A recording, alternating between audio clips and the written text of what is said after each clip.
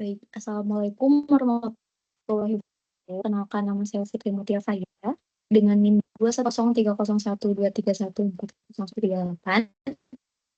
Saya akan menjelaskan mengenai presentasi makalah yang sudah saya buat mengenai pangan fungsional dengan tema besarnya yaitu spirit. Izinkan saya untuk share screen mengenai materi tersebut.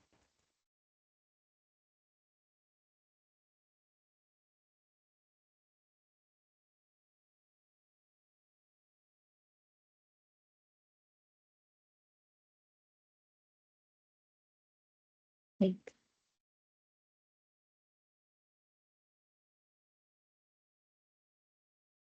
Itu makalah yang saya buat mengenai optimasi produksi suplemen spirulina, yaitu Arthrospira platensis, sebagai pangan fungsional berbasis simulasi dinamika pertumbuhan mikroalga dengan skala. Latar belakang dalam permasalahan yang untuk dibuat makalah ini yaitu sebagai berikut. Spirulina atau Arthrospira merupakan mikroalga cyanobacteria yang telah mendapatkan pengakuan global ataupun general superfood due its exceptional nutritional profile and health benefits. Nah, mikroorganisme ini mengandung protein lengkap dengan semua asam amino esensial, vitamin B kompleks, beta karoten seperti zat besi, kalsium, serta antioksidan seperti pisosianin yang memberikan warna biru. Lalu selanjutnya dari yang kita tahu, menurut laporan FAO, yaitu Food and Agriculture Organization, spirulina ini mengandung 60-70% protein dengan daya cerna tinggi yang melebihi sumber protein konvensional seperti daging dan kedelai. Spirulina ini tuh tentunya banyak sekali, sehingga spirulina ini dapat menjadi salah satu suplemen pangan fungsional yang penting dalam mengatasi masalah malnutrisi dan meningkatkan ketahanan pangan global. Namun, produksi spirulina secara komersial ini menghadapi tantangan dalam hal optimasi kondisi kultivasi. Untuk memaksimalkan hal itu, produktivitas biomasa dan nutrisinya, maka proses produksi spirulina ini harus dilihat kembali dalam parameter-parameternya seperti operasinya, yaitu intensitas cahaya, suhu, pH, konsentrasi nutrien, dan aerasi yang harus dikontrol secara ketat untuk menumbuhkan mikroorganisme spirulina ini. Nah, tadi kan yang sudah dijelaskan potensi spirulina ini tuh sebagai suplemen pangan fungsional ini stunting dan sangat tinggi ya. Nah, NASA bahkan tuh telah memilih spirulina ini sebagai makanan astronot untuk misi luar angkasa sebagai nilai gizi yang lengkap dan efisiensi produksinya. Namun karena kurang dari produksi spirulina ini,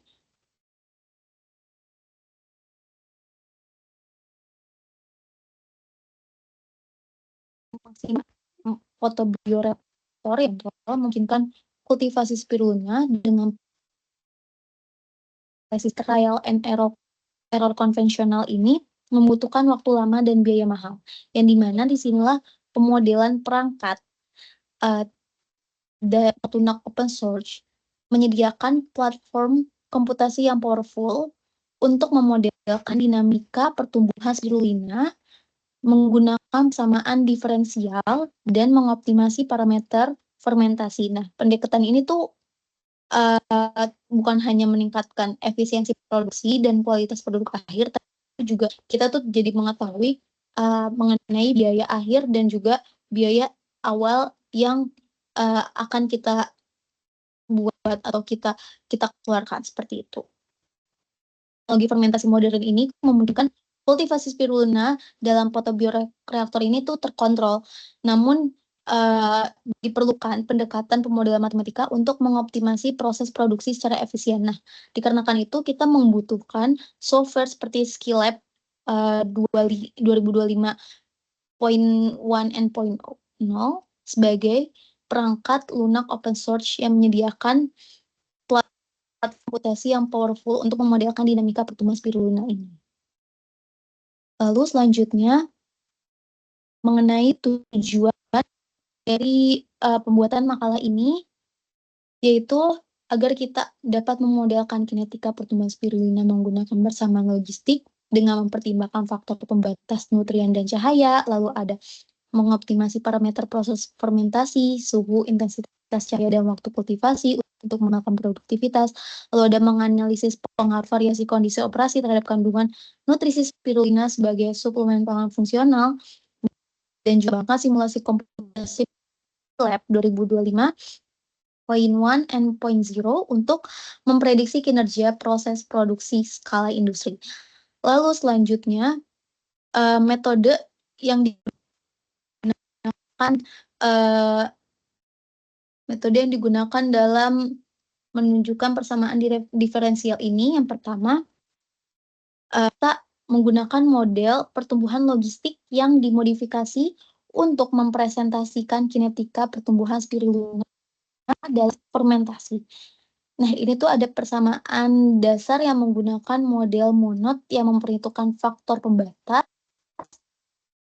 terkait cahaya dan nutrien. Lalu model matematika ini tuh dikembangkan terdiri dari persamaan diferensial yang menggambarkan dinamika pertumbuhan biomasa, konsumsi nutrien, dan akumulasi produk metabolit. Nah, persamaan utama yang digunakan ini tuh ada dx per dt sama dengan mu dikali x dikali 1 min x per x max. Nah, x ini sebagai konsentrasi biomasa spirulina, lalu mu-nya sebagai laju pertumbuhan spesies, x max-nya sebagai biomasa maksimum, dan juga T-nya sebagai waktu atau hari. Seperti itu. Lalu ini kita tahu bahwa simulasi menggunakan ODE solver dalam Skillab dengan metode integrasi numerik itu untuk menyelesaikan persamaan diferensial yang sudah disebutkan tadi. Optimasi ini akan dilakukan dengan variasi parameter sistematis dan dan validasi menggunakan data literatur. Nah, analisis sensitivitas parameter ini menunjukkan bahwa intensitas cahaya dan suhu merupakan faktor paling kritis dalam produktivitas spirulina. Nah, nantinya akan dijelaskan mengenai hasil-hasilnya di subbab selanjutnya, yaitu hasil dan bahasan itu. Nah, kemudian dari yang sudah dicoba dari yaitu dengan gambar seperti ini, kita mencobanya dengan parameter model max yaitu 0,35, KS-nya sebagai 0,15, KI-nya 3000.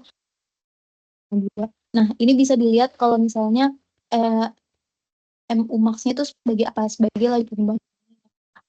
Lalu ada juga konstanta K-nya, lalu ada konstanta saturasi dan inhibisi, lalu ada biomasa.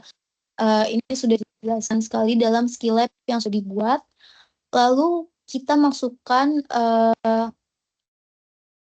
persamaan yang sudah kita buat tapi divariasikan kembali terkait dengan konstanta saturasi monodnya, konstanta inhibisi cahayanya, serta laju dan biomasa yang sudah kita punya seperti itu. Lalu kita end function dan kita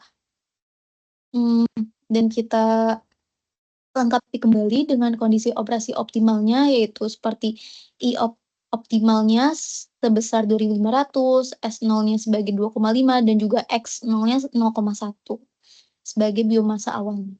Lalu ada waktu simulasi, kita misalkan sebagai 0, 0,1, lalu sampai 14, seperti itu. Karena ada 14 hari kultivasi.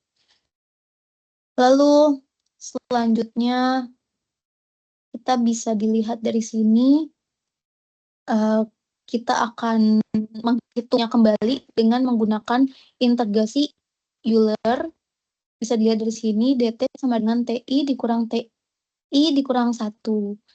Lalu kita menghitung growth atau laju pertumbuhannya spirulina sebagai TI, lalu X optimal sebagai I dikurang 1, I optimalnya, dan juga seperti itu. Dan juga ini merupakan keterangan nanti pada gambar grafik yang akan kita tampilkan seperti itu. Dan juga ini untuk simulasi variasi intensitas cahayanya. Lab, yang dimana ini masih ada perhitungan untuk variasi-variasi lainnya di grafik lainnya. Lalu dan juga ini tuh ada X labelnya juga dan Y labelnya sebagai keterangan dalam gambar grafik nanti.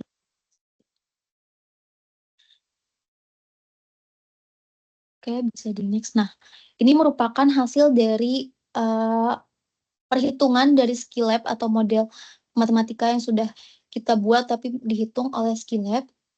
Yang pertama ada simulasi pertumbuhan spirulina. Nah, berdasarkan simulasi yang dilakukan menggunakan Skillab ini diperoleh hasil yang menggambarkan kinetika pertumbuhan spirulina. Nah, terlihat sekali bahwa tumbuhan dimulai dengan fase lag yang diikuti dengan fase eksponensial ditandai dengan peningkatan biomasa yang cepat tentunya. Lalu grafik ini kemudian mencapai suatu puncak yang disebut dengan titik optimal yang menandai fase stasioner di mana pertumbuhan biomasa itu akan berhenti karena nutrisi yang habis atau akumulasi produk sisa. Setelah titik ini akan memasuki fase kematiannya yang ditandai dengan penurunan biomasa. Mungkin ini akan ada setelah 14 hari setelahnya. Itu. Nah, dari sini kan dari perhitungan Skillab bahwa titik optimalnya itu berada pada hari ke-10,5 ya, 10 hari ke-10. Itu merupakan titik optimal panennya gitu.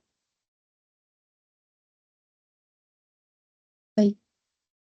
Fase stasioner itu terjadi pada hari ke-13,5, mungkin dari 13,5 hingga 14 akan memasuki fase stasioner dengan biomasa 3,2 gram per liter yang menunjukkan bahwa kultur telah mencapai carrying capacity medium. Lalu titik optimal panen ditandai dengan lingkaran merah yang tadi sudah saya jelaskan. Baik, selanjutnya adalah produktivitas harian spirulina. Grafik kedua yakni merupakan produktivitas harian spirulina menunjukkan laju produksi biomasa per satuan waktu setiap harinya. Produksi harian ini tidak konstan tetapi berfluktuasi sepanjang periode kultivasi. Biasanya nilai produktivitas ini tuh akan rendah di awal, ya terlihat dari sini, yang disebut fase lag, dan di akhir di fase kultivasi ini merupakan fase kematian. Nilai puncak produktivitas harian umumnya tercapai selama fase pertumbuhan eksponensial, yaitu ketika lingkungan dan nutrisi itu paling mendukung untuk pembelahan sel yang cepat. Nah, grafik ini tuh penting untuk memahami dinamika produksi dan efisiensi proses kultivasi dari hari ke hari. Nah, dengan menganalisis grafik ini tuh kita jadi tahu identifikasi sehari-hari mengenai output tertinggi dalam produktivitas yang spirulina seperti itu.